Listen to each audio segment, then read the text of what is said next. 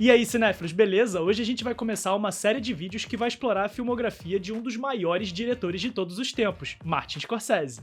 E como o cineasta já comandou mais de 30 longas, a gente vai separar os seus filmes por temática ou gênero. Para aproveitar o gancho da estreia do seu mais novo projeto, O Irlandês, a gente vai falar de um tipo de filme que já se tornou a marca de Scorsese, os filmes de gangster. Mas antes de começar, já deixa seu like, se inscreve e ativa as notificações, isso é muito importante. Isso é a única forma de garantir que o YouTube vai te mandar os novos vídeos aqui do Cinéfilos. Agora, vamos pro vídeo.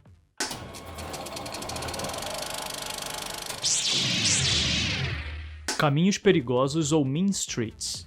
Scorsese tentou fazer esse filme acontecer durante 10 anos, um longo período de 1963 a 1973. Nessa época ele estudou na New York University, onde ele teve a experiência de produzir curtas-metragem e se arriscou indo para a Califórnia algumas vezes para tentar trabalhar na televisão.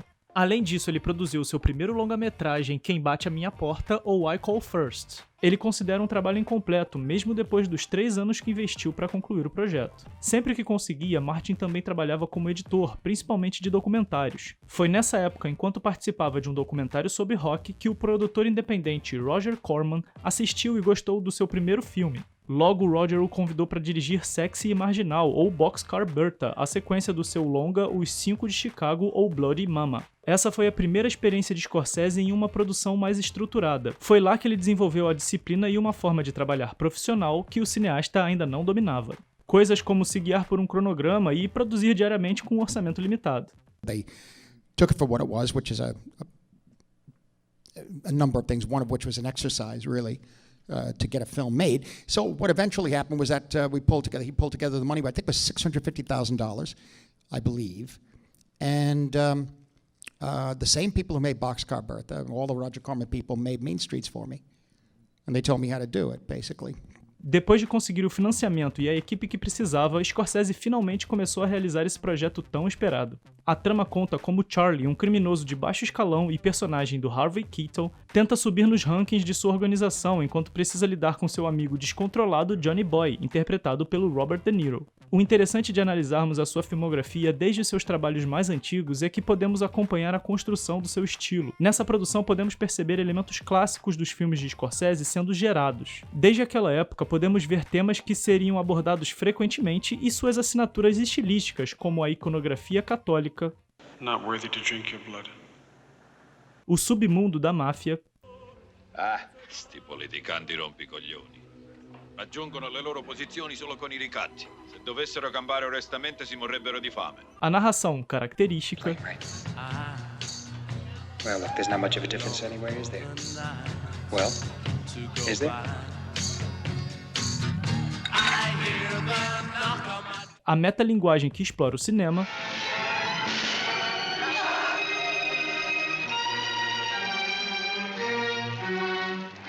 os movimentos de câmera que dão maior intensidade ao estado dos personagens,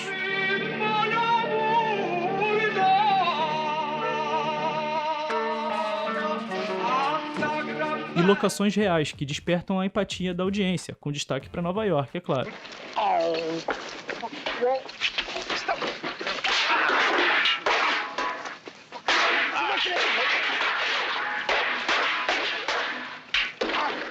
I don't know. What's a mook? You can't call me a mook. I can't? No. I give you a mook. Hey, here's your mook. Come on, get up from behind.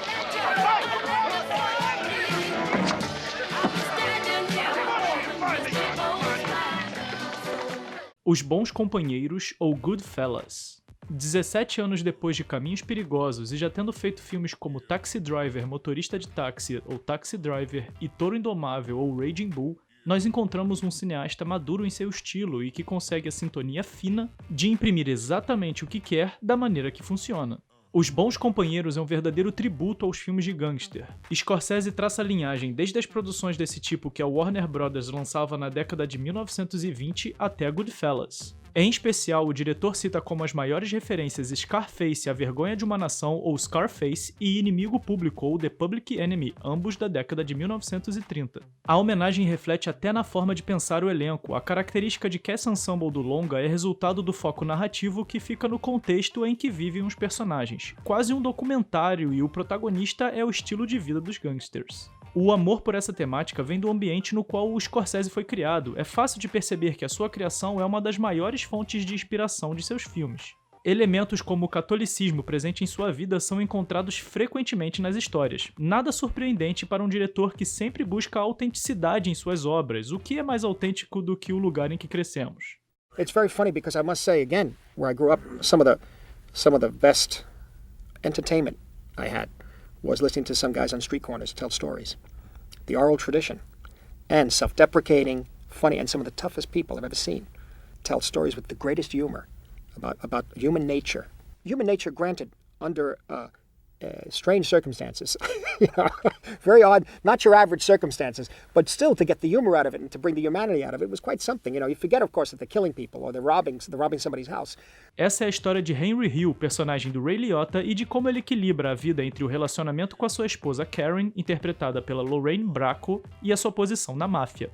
Ele é um dos chamados Wise Guys e, junto com seus parceiros James Conway, papel do Robert De Niro, e Tommy DeVito, vivido pelo Joe Pesci, vai brigar pelo seu espaço no sindicato do crime ítalo-americano. Baseada no livro Wise Guys, de Nicholas Pileggi, a trama lembra bastante a de Caminhos Perigosos, mas nesse filme, Scorsese explora mais a fundo um dos elementos mais característicos de sua forma de fazer cinema, o arquétipo do anti-herói. Apesar de seus filmes imprimirem uma grande carga dramática e os seus roteiros apresentarem uma narrativa espetacular, o cineasta frequentemente busca a empatia da audiência por intermédio dos personagens. Suas atitudes misturam virtude, excitação com imoralidade e extremismos.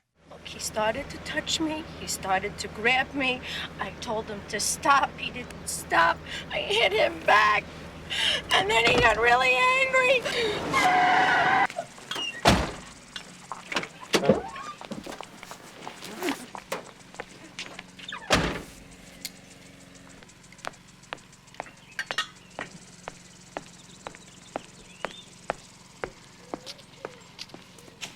What do you want, fucko? You want some? Huh? O estilo de Scorsese está presente como nunca. Ele utiliza suas marcas visuais clássicas, como narração, Stand for an after-school job, I knew I wanted to be a part of them. It was there that I knew that I belonged. locações reais e freeze frames. That was it. Mas vai além, e um grande exemplo é essa cena. Ela usa câmera subjetiva e a cor vermelha, para indicar que o lugar é dominado por pessoas perigosas, duas marcas do diretor. No início, você não sabe se os mafiosos que estão falando com você estão quebrando a quarta parede ou trata-se de uma câmera subjetiva, ou seja, que parte da perspectiva de um personagem, que nesse caso seria o Henry Hill. A cena se desenrola e a cada criminoso que se apresenta, nós conhecemos melhor a estrutura da máfia. And you had Nicky Eyes What's up, guy? and Mikey Francesi That guy, yeah, I want to see him. and Jimmy Two Times, who got that nickname because he said everything twice, like, I'm gonna go get the papers, O diretor se detém bastante nisso e fica claro aqui aquela intenção de colocar a forma de vida do gangster como foco do filme. Até que chega o final do plano sequência e vemos o personagem central. Isso significa que houve realmente a quebra da quarta parede, uma experiência imersiva naquele submundo que Scorsese adora explorar. Antes de ir pro próximo, eu queria lembrar que a gente também tá fazendo uma série de vídeos sobre o diretor Quentin Tarantino.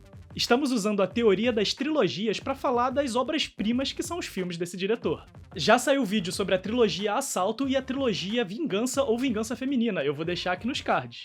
E em breve vai sair o último, que é sobre a trilogia Histórica ou História Reescrita. Então fica ligado, se inscreve no canal, ativa as notificações para não perder esse conteúdo maravilhoso. Agora vamos nessa. Cassino ou Casino. Essa é a história da disputa entre dois amigos, um mafioso e um executivo de cassinos, por um império dos jogos de azar e o amor de uma mesma mulher.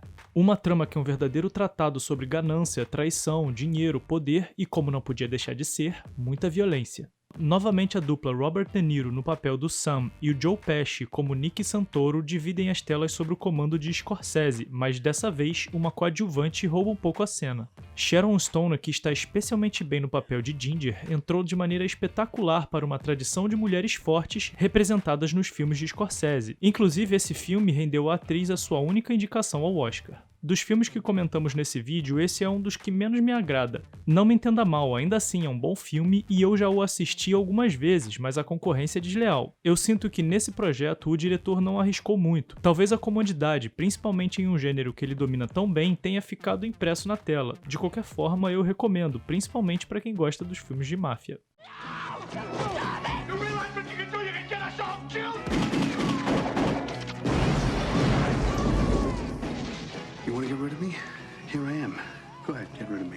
Gangues de Nova York ou Gangs of New York.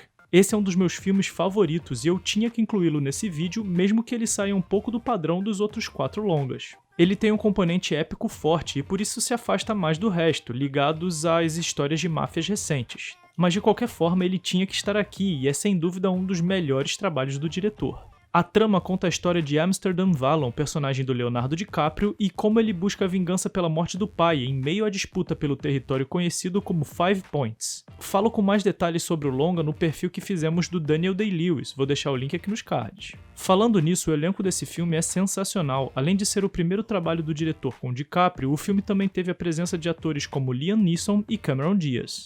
A edição do Oscar em que esse filme concorreu marcou uma das maiores injustiças que a academia já fez. Pra você ter uma ideia, Gangues de Nova York concorreu a 10 estatuetas e não levou nenhuma.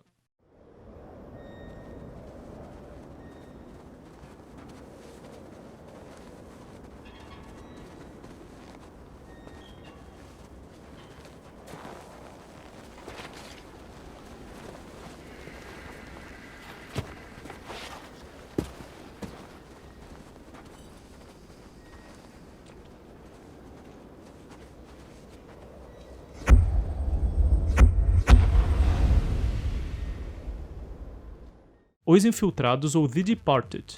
Essa é a história de Billy, personagem do DiCaprio, um policial que está infiltrado em uma organização criminosa. Mas a trama apresenta um contraponto para ele, o Corin Sullivan, interpretado pelo Matt Damon e que por sua vez é um mafioso disfarçado de policial. O personagem central é quase um herói de ação no que diz respeito à moralidade, daqueles que você não esperaria encontrar nos filmes de Scorsese, mas aí que entra o toque do gênio. Mesmo que o protagonista seja muito virtuoso em comparação com os outros, ele comete atos imorais e justifica utilizando a sua condição de infiltrado. Uma nova e criativa forma de explorar o tão amado arquétipo do anti-herói. Sobre isso o ator comenta. This young man that makes a certain decision early in his life to do the right thing, and as a result sort of descends into hell and disappears off the face of the planet. It's really a tragic character in a lot of ways, and that's that was what was so interesting about him, you know. Não poderíamos deixar de ressaltar o resto do elenco, que apresenta uma excelente performance com destaque especial para o Jack Nicholson. Seu personagem Frank Costello é uma das melhores representações de um chefão da máfia que eu já vi. Uma energia assustadora que só esse ator poderia imprimir. Os Infiltrados representa a consagração de um mestre, tanto do ponto de vista da arte, que ele passou a vida inteira aperfeiçoando, quanto da perspectiva da indústria. Apesar de já ser um sucesso desde a década de 70, foi com Os Infiltrados que ele recebeu seu primeiro Oscar, o de melhor diretor, seguindo a tradição da academia de chegar atrasada com os prêmios. O longa também rendeu estatuetas de melhor filme, melhor roteiro e melhor direção. Esse último vale a pena destacar, já que ele foi para a editora Thelma Schoonmaker, que trabalha com Scorsese desde o seu primeiro longa, lá em 1967. Então, boa parte do que falamos nesse vídeo sobre o estilo do diretor se deve à colaboração com essa mulher incrível.